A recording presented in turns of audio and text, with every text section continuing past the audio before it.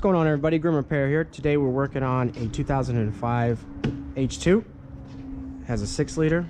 We have a code P0332, and that means usually that the knock sensor is bad. We don't have any knocking, so I'm assuming that's what it is, and its process is going to be similar for 5.3 trucks and 6-liter LS based trucks with the Chevy Vortec in it.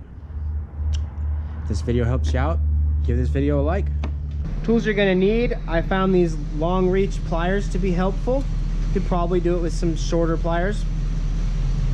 You're gonna need an 8mm and an assortment of extensions, a 22mm, some fuel quick connect disconnect tools, flathead screwdriver, 10mm wrench, 10mm socket. I got red RTV, some brake clean, paper towels, and a shop vac. First thing we're going to do is remove this cover here. It's an 8mm, and it lifts right off. Next thing we're going to do is remove this intake ducting, the flathead screwdriver. I'm going to remove this hose clamp, not remove but loosen. It should come right off of there.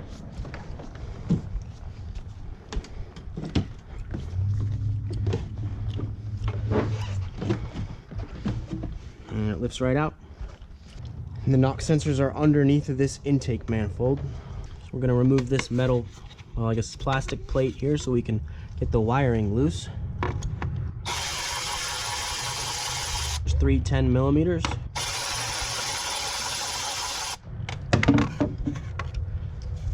And this isn't gonna fit, so I'm gonna have to get a wrench.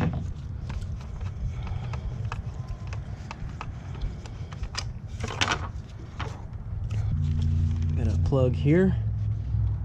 I'm gonna unplug it.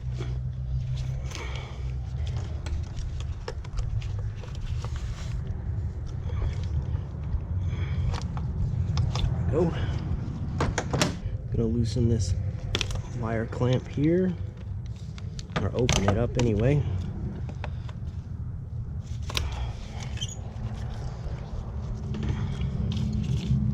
Gonna do this one down here also, just to give us a little bit of extra slack in case we need it. Go. And we have to disconnect the fuel lines that are the fuel line that's coming in. You're going to need some of these quick disconnect tools. There'll be a link down in the description for these. The fuel line's right here. We're just going to lift up on this clip here, and this comes off. Then we're going to pull the fuel line toward the front, slide this in, and push it toward the back, and it comes right off. I'm going to put a rag under there to catch the fuel. I'm going to remove this wire.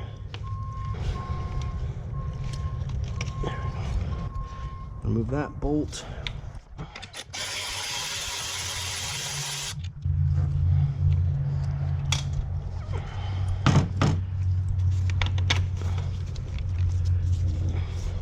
It just needs to come up enough to give us enough slack to get this out. We're going to unplug all the fuel injectors.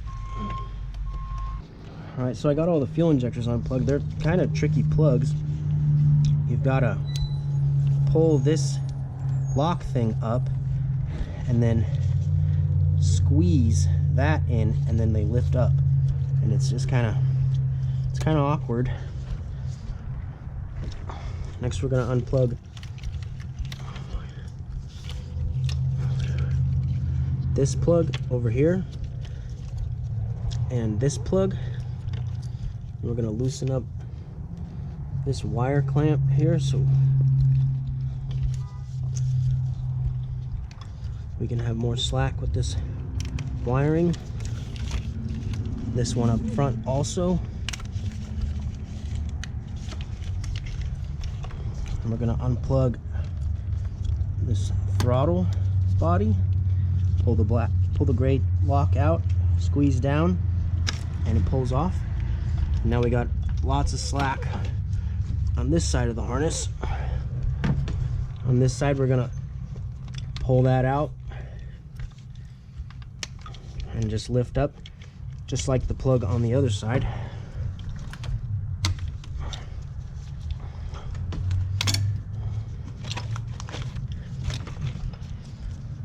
And then at the very back of the engine, there's a wire here. It's just a ground and it's screwed into the back of the block.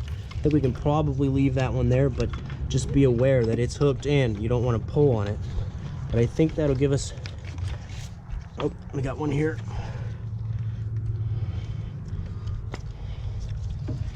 And I think that should give us enough slack on this harness to lift the intake out. Next, I'm gonna loosen this coolant line that comes from the throttle body. I'm gonna go ahead and leave this one hooked up because it's nice and long, and we'll just move it out of the way when we lift that manifold up. All right, then we got some of these really long pliers. I'm gonna reach down on that clamp.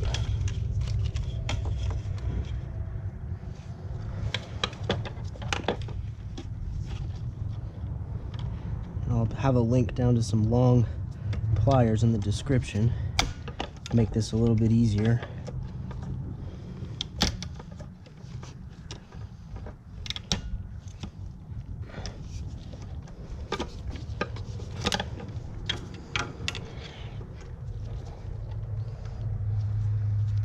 Some coolant's gonna leak out, so it shouldn't be too much though.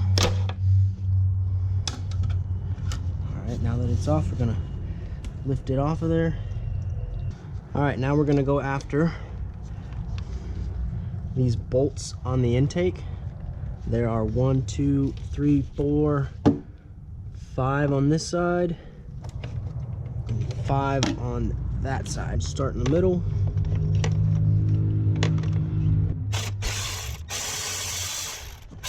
Be careful with this intake, it's plastic.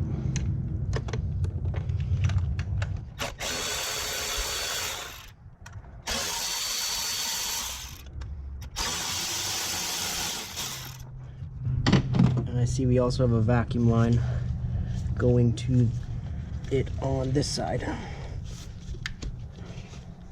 It's like it's going to be easier and safer to pull it off on the metal end. You don't want to be yanking on the plastic side.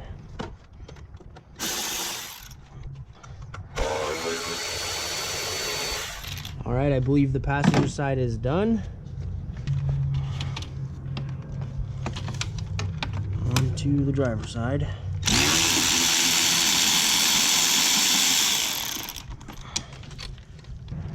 Got another vacuum line here we're going to pull out of the back on the driver's side. You got one that's kind of hidden behind the fuel rail here.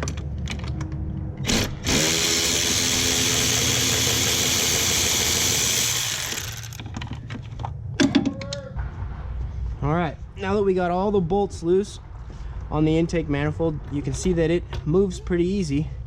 You want to be careful when you move it because there might be a lot of dirt under there. This is an off-road vehicle after all, and I know that's why you bought it. So just be careful pulling it off. Alright, I got this unplugged and I just kind of pulled it out and wiggled it and pulled the purge valve out at the same time until it got in the sweet spot and it came out. It should be easier to fish through here without that. Either tie that off or have a lovely assistant hold it. We're gonna lift this off. Remember to try not to knock anything into the intake.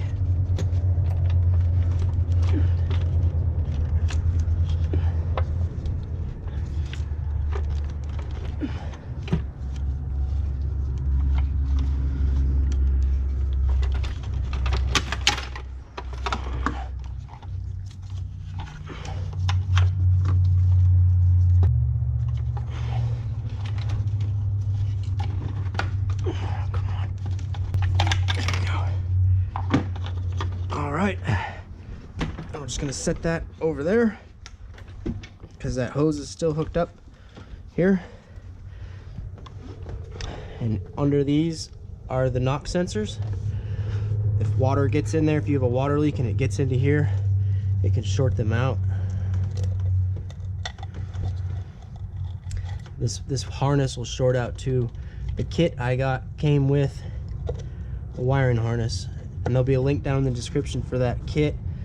I recommend you do the harness and the sensors. We're gonna get some toilet paper towels and shove them in those holes so we don't get anything in there. All right, now that we got all these intake holes blocked off with the paper towels, we're gonna vacuum it out. This trusty shop vac here.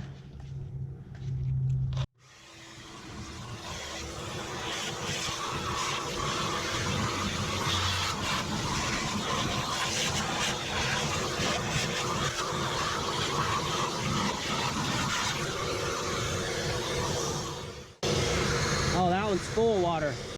As I mentioned earlier, this had a water leak, and if the water gets into these holes, it can short the sensor out, and that one back there is full of water. That's probably the problem, that it's full of water, but we're gonna replace it anyway since we're all the way down here. You're gonna wanna vacuum out that water. You don't wanna open it up and have it drain into the engine. I'm gonna go ahead and pull these plugs out first. We're gonna use the long pliers. And if we do mess up this harness, it's not a big deal. The kit we got comes with a new harness, but you're just gonna squeeze the sides, and they lift right off.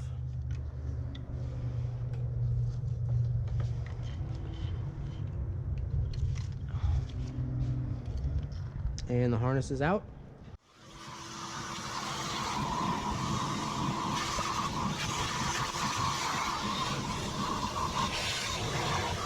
All right, so we've taken some brake cleaner and we've sprayed it down there and wiped around where the knock sensors are gonna go. And we also wiped around all the ports so that the new intake gasket has a clean surface to sit on. And we're gonna flip the intake up so we can get to the bottom. We're gonna pull this back piece of foam out, so if water ever does get back there in the future, it can drain out. And sometimes there'll be oil in here, so you kind of want to let it sit and drain out. That's just sucking through the PCV system over time. It's not really anything to worry about. But we're going to replace these while we're under here. And here's the part number. And here's the part number for the knock sensor kit. Before we go any further, I gotta let you know that this job had to be done again because these knock sensors by Dorman just weren't jiving with the Hummer. And I went and did some research, and a lot of people were having that same problem. So I would suggest that you buy AC Delco knock sensors. They're a little bit more expensive, but you don't want to do this job twice, and there will be a link in the description down below. These don't require any silicone.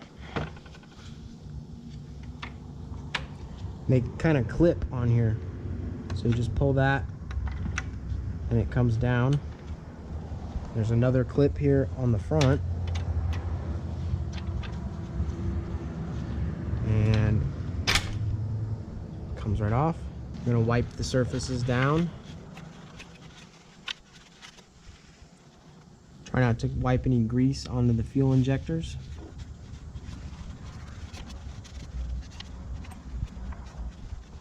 Some of these fuel injectors have some crap on them. I'm gonna just spray them with this brake cleaner.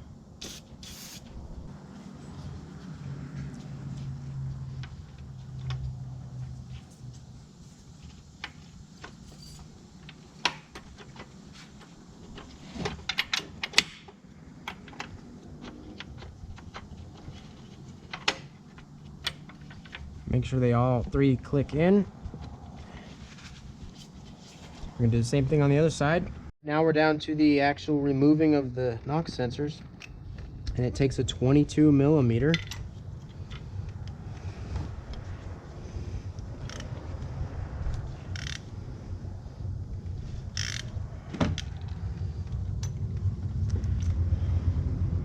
And they aren't super tight.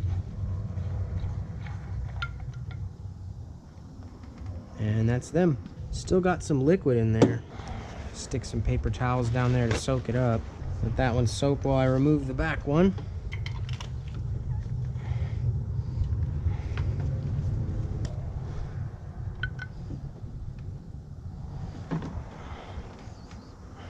This one also really has a bad smell.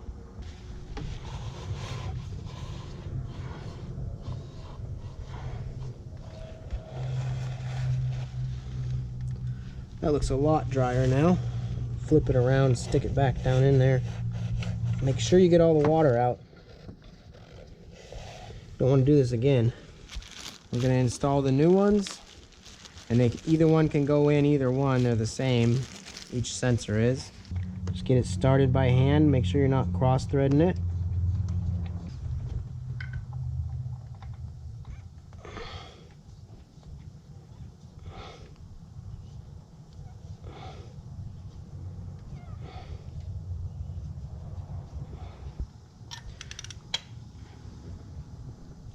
And remember, they weren't super tight, so don't go crazy. I'm really choking up on this wrench here. Alright, my flashlight kind of died, so hope you can see this, but I'm just taking my new harness. I'm plugging the blue one in to the front knock sensor and the green one into the back. And I've kind of slid these caps back so that I have room to plug them in.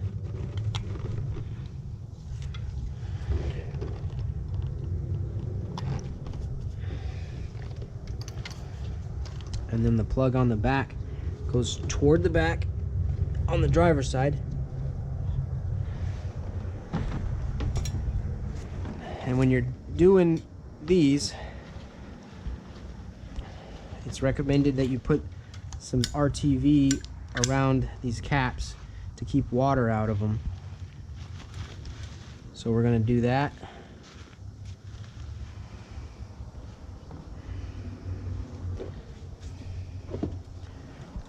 And so I'm going around the knock sensor, and I've cleaned the hole with the brake clean.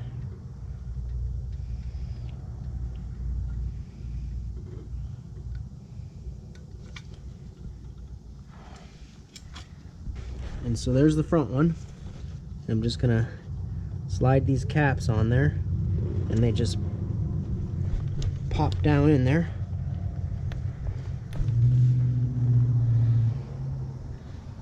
I'm going to do the same thing on the back one, but it's kind of dark back there, so I don't know that you're going to be able to see it on the camera.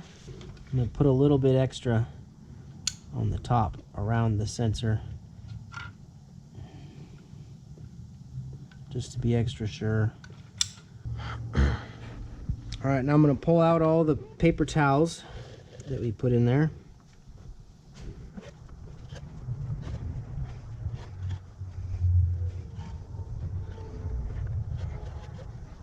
And now we're going to slide the intake back in there. Pop that harness up out of the way. And you're going to want to pay attention to that knock sensor pigtail that's coming off of there. It's going to go through the back, and it's going to hook onto here. So we're just going to pull it out and hook it up here so it doesn't get lost.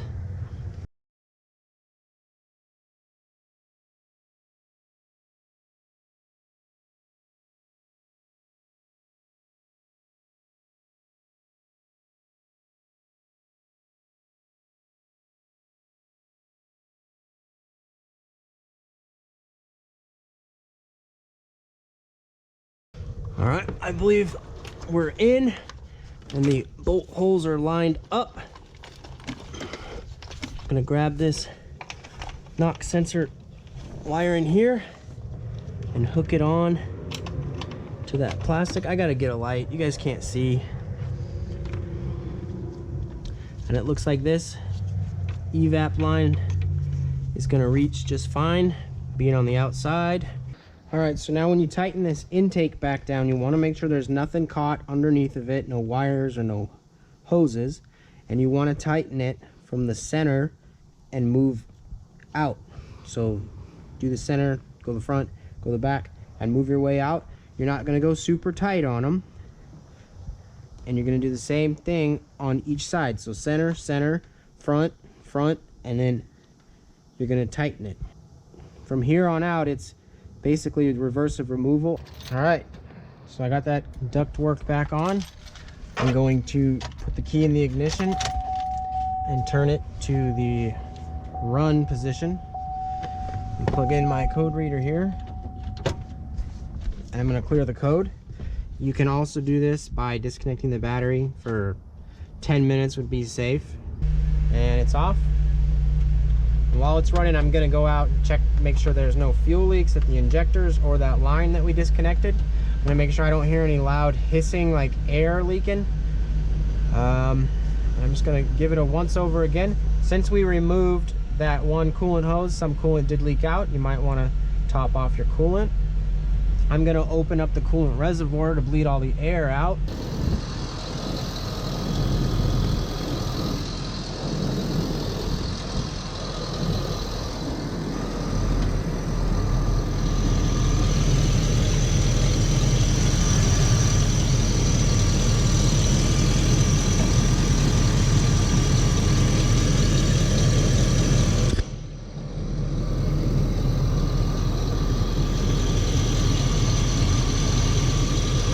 Everything looks and sounds pretty good. I'm gonna go ahead and put that cover back on.